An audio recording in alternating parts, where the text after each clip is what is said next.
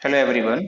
आज की जो हमारी क्लास है वो आधुनिक भारत का इतिहास यानी कि यूरोपीय कंपनियों का आगमन का जो हम फैक्चुअल यानी कि फैक्ट पे जो हम बात कर रहे थे, फैक्चुअल क्लास हमारी जो चल रही है उसको हम आगे बढ़ाते हैं। पहले क्लास हमने एक तरीके से 6 क्वेश्चन शायद हमने इसमें लिए थे, तो अब आगे के हम क्वेश्चन को लेते हैं। ठीक है, तो हमने पहला क्वेश्चन इसमें लिया है कि किस पुर्तगाली वायसराय की समाधि कोचीन में है।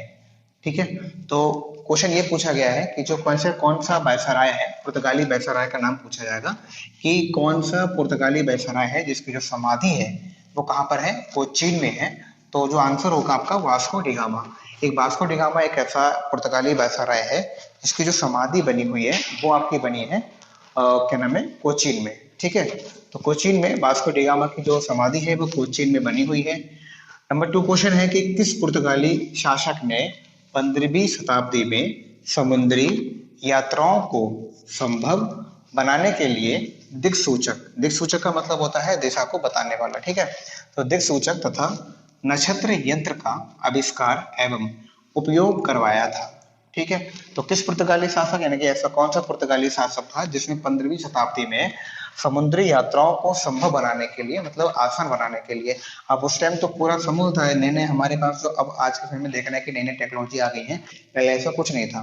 ठीक है, तो अब क्योंकि नए नए मार्गों की खोज की जा रही थी व्यापार करने के लिए। ठीक है, तो इसलिए उन्होंने जो 15वीं शताब्दी में ऐसा कौन सा शासक था जिसने समुद्री यात्राओं को सुगम बनाने के लिए, आसान बनाने के लिए दिक्सूचक यंत्र का आविष्कार कराया और साथ में नक्षत्र यंत्र का भी आविष्कार कराया और उसका उपयोग भी कर पाया था। ठीक है, तो क्या है, जॉन हेनरिक। तो एक जॉन हेनरिक जो है, हमने पहले क्लास में भी पढ़ा था कि जो जॉन हेनरिक है, जॉन हेनरिक को हम हेनरी द नेविगेटर की संज्ञा भी देते हैं। तो जो जॉन हेनरिक है इसको हेनरी द नेविगेटर की संज्ञा भी देते हैं, हमने पहले लेक्चर में इसको पढ़ा भी था।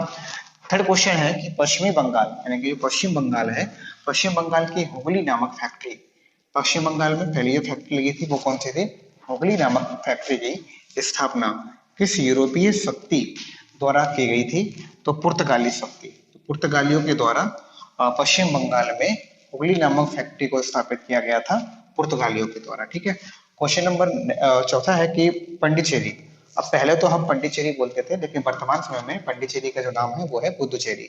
तो पंडिचेरी पर कब्जा करने वाली पहली यूरोपीय शक्ति कौन सी थी, तो अब जो पुदुचेरी वर्तमान समय में जो पुदुचेरी है, पहले इसको पांडिचेरी बोला करते थे, तो पांडिचेरी पर सबसे पहले जो कब्जा किया गया था वो कौन सी यूरोपीय कंपनी ने किया था, तो पांडिचेरी पर सबसे पहले जो कब्जा किया गया था वो पुर्तगाली कंपनी ने किया था। इसके बाद जो दूसरी कंपनी आती है वो डच आती है, इसके बाद तीसरी कंपनी और 1773 ईस्वी में अंग्रेज और 1814 में पेरिस की संधि के बाद पंडिचेरी पर फ्रांस का आविष्कार हुआ था। ठीक है, तो ये क्रम भी आप याद रखिएगा, कभी कभी क्रम जो होता है पूछ लिया जाता है एग्जाम में कि पंडिचेरी यानी कि पुदुचेरी पर कब्जा करने वाली पहली यूरोपीय कंपनी कौन सी थी। तो पहली कंपनी तो आपकी क्या है, पुर्तगाली है। ठीक है, लेकिन जो दूसरी कंपनी है वो कौन सी थी, डच थी। और डच के बाद जो तीसरी कंपनी आती है 1773 ईस्वी में, वो अंग्रेज कंपनी थी। ठीक है, अच्छा ये तो कंपनी के नाम जो है कि किस कंपनी को क्या नाम बताया गया था वो भी मैं आगे लेक्चर में बताऊंगा आपको कि अंग्रेज से जो इंग्लैंड से जो कंपनी आई थी उसका क्या नाम था। ठीक है, और 1814 में अगर हम देखते हैं कि 1814 में पेरिस की संधि के दौरान, 1814 में जो पेरिस की संधि हुई थी उसके बाद जो है पंडिचेरी पर आविष्कार हो गया था फ्रांस का। तो ये हमारा क्रम है, पहला आपका पुर्तगाली आते हैं, दूसरे नंबर पे डच है, फिर अंग्रेज आते हैं, चौथे नंबर पे फ्रांस आते हैं।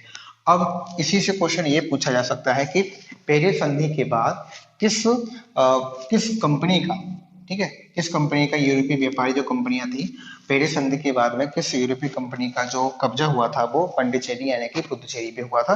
तो पेरिस संधि के बाद में जो पुदुचेरी पे कब्जा किया गया था वो फ्रांस के द्वारा किया गया था। तो ये ऐसे भी क्वेश्चन पूछा जा सकता है, ठीक है, कि पेरिस संधि के बाद में पंडिचेरी पर किस यूरोपीय कंपनी का कब्जा हुआ था। ठीक है, तो फ्रांस आपका आंसर देना होगा। नेक्स्ट क्वेश्चन है वो है पुर्तगाली दूत। अब ये दूत का मतलब होते हैं कि मैसेंजर जिसको हम बोलते हैं ना, तो पुर्तगाली यानी कि दूत, इनकी कोई भी हमारी जो खबर है वो एक जगह से दूसरी जगह पहुंचाने वाले कहलाते हैं दूत। तो पुर्तगाली दूत अंतोनियो, ठीक है, ये याद रखिएगा, अंतोनियो कैब्राल किसके शासन काल में भारत आया था। तो ये भी क्वेश्चन पूछे जाते हैं, फैक्चुअल क्वेश्चन है। और फैक्चुअल क्वेश्चन में आप देखते हैं कि जो हमारे कंपटीशन एग्जाम होते हैं, आईएएस को छोड़ दीजिए, बाकी का पीसीएस में भी आपके जो स्टेट पीसीएस एग्जाम होते हैं उसमें भी तो ये क्वेश्चन पूछे जाते हैं। बाकी का एसएससी है, बैंक है, उसमें भी ये क्वेश्चन इस तरीके का पूछे जाते हैं। ठीक है, तो पुर्तगाली दूत अंतानियो कैब्राल किसके शासनकाल में भारत आया था? तो अकबर के शासनकाल में जो पुर्तगाली दूत है अंतानियो कैब्राल, ठीक है, तो ये अकबर के शासनकाल में भारत में पुर्तगालियों का दूत बनकर आया था। अब यही क्वेश्चन पूछा जाता है कि अगर पूछा भी जाता है कि अंतानियो कैब्राल, ठीक है, पुर्तगाली जो दूत है अंतानियो कैब्राल वो किसके शासनकाल में भारत में यूरोपीय कंपनियों का यानी कि पुर्तगालियों का दूत बनकर आया था, मैसेंजर बन के आया था। तो उस टाइम जो शासन कर रहा था भारत में वो किसका शासन था? अकबर का शासन था। ठीक है, क्वेश्चन नंबर 6 है कि अफीम यानी कि सिल्क, अफीम, सिल्क, मसाले एवं नील में से प्रारंभ यूरोपीय कंपनियों की रुचि किसमें थी? अब ये क्वेश्चन आपके विकल्प के रूप में 4 विकल्प दे दिए जाएंगे, उसमें से ये पूछे जाएंगे कि अफीम है, सिल्क है, तो अफीम को भी वरीयता मिलती है, सिल्क को भी, ठीक है, बाद में सिल्क का भी व्यापार किया गया था। तो अफीम है, सिल्क है, मसाले एवं नील में से, ठीक है, 4 चीजें दी गई हैं कि 5 अफीम है, सिल्क है, मसाले है और नील है। इन 4 चीजों में से प्रारंभ में मतलब शुरुआत में, इसके बाद तो चीजें बदल गई थी ना, सिल्क है, अफीम है, नील है, इसके बाद नील की भी की थी, जोरों से कराई जाने लगी थी। तो यूरोपीय कंपनियों के बाद में शुरुआती दौर में पूछा गया है कि जब यूरोपीय कंपनियां शुरुआती दौर में आई थी तो उनका जो रुचि थी, ठीक है, यानी कि जिसको फोकस ज्यादा था वो कौन किस पे था? अफीम पे था या सिल्क पे था या मसालों पर था या नील पर था? नील पे तो सबसे बाद में हुआ है। ठीक है, आपको अभी पढ़ेंगे, जब डिटेल में पढ़ाएंगे आपको मॉडर्न हिस्ट्री, तब बताएंगे नील की खेती जो है जबरदस्ती किसानों से, भारतीय किसानों के द्वारा कराई जाती थी जबरदस्ती। तो ये तो बाद में आया था। तो सबसे पहले अफीम और सिल्क ये भी बाद में हुआ, सिल्क का भी बाद में आया था, अफीम का भी। तो सबसे पहले क्या है? मसाला। तो मसाले की रुचि जो थी, सबसे पहले मसालों में रुचि देखी गई थी यूरोपीय कंपनियों की। और यूरोपीय कंपनी जो भारत में व्यापार करने के लिए आई थी वो मसाले के लिए ही, मसालों के लिए, क्योंकि वहां पर ठंड ज्यादा है, ठीक है, तो यूरोप में ठंड ज्यादा पड़ती है, कोल्ड एरिया है, तो वहां पर जो मीट होता है, मांस वगैरह होता है, उसको खाने के लिए, रिजर्व करने के लिए, ज्यादा दिनों तक चलने के लिए मसालों की बहुत ज्यादा आवश्यकता होती है। इसीलिए यूरोपीय कंपनियों का जो सबसे पहले फोकस रहा था, रुचि रही थी, वो मसालों पर थी। नील पे बाद में आई है, ये हमेशा याद रखिएगा। ठीक है, तो क्वेश्चन नंबर नेक्स्ट अब देखते हैं कि भारत में पुर्तगाली सामुद्रिक साम्राज्य, जो भारत में पुर्तगाली सामुद्रिक साम्राज्य को कौन सी उपमा दी जाती है? ठीक है, कौन सी उपमा दी जाती है? एस्टाडो द इंडिया। अब ये कंपनी का नाम है, ठीक है, जो पुर्तगाली जो कंपनी आई थी, यहीं पे आप देख सकते हैं जो एस्टाडो द इंडिया, अगर ये पूछा जाता है कि पुर्तगाली कंपनी आई थी उसका नाम क्या था, तो एस्टाडो इंडिया। एस्टाडो जो इंडिया है, ये पुर्तगाली जो कंपनी आई थी उसका भी नाम है, ठीक है, उसको पुर्तगाली कंपनी के नाम से जानते हैं। मतलब कहने का हमारा मतलब यह है कि क्वेश्चन तो ये दिया गया है इसमें कि भारत में पुर्तगाली समुद्रिक साम्राज्य को, यानी कि जो पुर्तगालियों का समुद्रिक साम्राज्य था, यानी कि पूरी कंपनी, इसको हम कंपनी बोल सकते हैं। अगर पुर्तगाली कंपनी बोला जाए, ये पुर्तगाली व्यापारी की जो कंपनी आई थी उसका नाम क्या था? तो एस्टाडो द इंडिया नाम था, याद रखिएगा। हालांकि यहाँ लिखा नहीं गया है, यहाँ केवल इतना ही लिखा गया है कि भारत में पुर्तगाली समुद्रिक साम्राज्य, तो यहाँ पर भी पूरा जो पूरा है ना समुद्रिक साम्राज्य, इसको यूरोपीय पुर्तगाली कंपनी ही भी बोल सकते हैं। को कौन सी उपमा दी जाती है? अब उपमा का मतलब है कि जब वो कंपनी यूरोपीय कंपनी से आई थी ना, तो उसका जो नाम था वो एस्टाडो द इंडिया ही नाम के द्वारा आई थी, ठीक है, व्यापार करने के लिए। एक क्वेश्चन है कालीकट का मलयाली, मलयाली, ठीक है, तो कालीकट है, कालीकट का मलयाली नाम क्या है? मलयालम जो भाषा है ना, मलयालम भाषा में कालीकट का मलयाली नाम क्या है? तो वो है कोशिकोड, कोशिकोड। यहाँ देख रहे हैं ये क्या लिखा है? कोशिकोड। तो जो मलयाली नाम है कालीकट का वो है आपका कोशिकोड। तो ये भी इंपॉर्टेंट है, ऐसे फैक्ट आते भी है, ठीक है। तो कालीकट का मलयाली नाम जो है मलयालम में वो है कोशिकोड, ठीक है, याद रखिएगा। फिर 9 जो हमने क्वेश्चन यहाँ लिखा है, होरमुज, होरमुज बंदरगाह पर किस पुर्तगाल गवर्नर के समय कब्जा हुआ था? तो जो होरमुज बंदरगाह है उस पर किस पुर्तगाल, देखिएगा अभी इस ऑफिस में हमने जितने भी क्वेश्चन लिए हैं वो पुर्तगालियों पे लिए हैं, क्योंकि सबसे पहले जो कंपनी आती है व्यापार करने के लिए पुर्तगाली आती है। इसके बाद में धीरे धीरे हम फैक्चुअल चीजों को एक क्रम के अनुसार आगे पढ़ेंगे, ठीक है। तो होरमुज बंदरगाह पर किस पुर्तगाल गवर्नर के समय कब्जा हुआ था? तो आपका होगा अल्फांसो डी अल्बुकर्क, ठीक है, अल्बुकर्क। तो याद रखिएगा इसको कि जो होर्मुज का जो बंदरगाह है उसको जो कब्जा किया गया था पुर्तगाली गवर्नर के समय अब ये भी क्वेश्चन ऐसा भी हो सकता है कि कौन सा पुर्तगाली गवर्नर था जिसके जो समय में होमरुज होमरुज बंदरगाह पे कब्जा किया गया था, तो अल्फांसो डी अल्बुकर्क। ठीक है, तो ये क्वेश्चन। हम अपने अगले क्वेश्चन को देखते हैं। तो क्वेश्चन नंबर 10 है कि 15वीं शताब्दी के लगभग बंगाल की खाड़ी के समूचे क्षेत्र में और विशेष रूप से कोरोमंडल से मलक्का, ठीक है, तक के व्यापार को नियंत्रित करने वाला प्रमुख भारतीय समुदाय, ठीक है, भारतीय समुदाय कौन सा था? तो ये इंपोर्टेंट भी है क्योंकि इसमें भारतीय, ठीक है, आ भी गया है क्वेश्चन। तो 15वीं शताब्दी के लगभग बंगाल की खाड़ी के समूचे क्षेत्र में और विशेष रूप से कोरोमंडल मलक्का तट के व्यापार को नियंत्रित करने वाला प्रमुख भारतीय समुदाय कौन सा था? तो चेट्टियार समुदाय जो था, एक समुदाय था चेट्टियार समुदाय, इसको हम आगे डिटेल में पढ़ेंगे। तो चेट्टियार समुदाय तो 15वीं शताब्दी के लगभग, ठीक है, बंगाल की खाड़ी और इसके समूचे क्षेत्र के रूप में विशेषकर कोरोमंडल से मलक्का तक के व्यापार को अपने नियंत्रण में करने वाला प्रमुख भारतीय जो समुदाय था वो था हमारा चेट्टियार समुदाय। ठीक है, नेक्स्ट क्वेश्चन है, भारत में यूरोपीय कंपनियों द्वारा अपना पहला किला, ठीक है, यूरोपीय कंपनियों द्वारा जो अपना पहला किला बनाया गया था कहाँ निर्मित किया गया था? तो पहला जो किला है वो गोवा में निर्मित किया गया था यूरोपीय कंपनियों के द्वारा। ठीक है, ऑब्वियसली ये पुर्तगालियों के द्वारा किया गया था।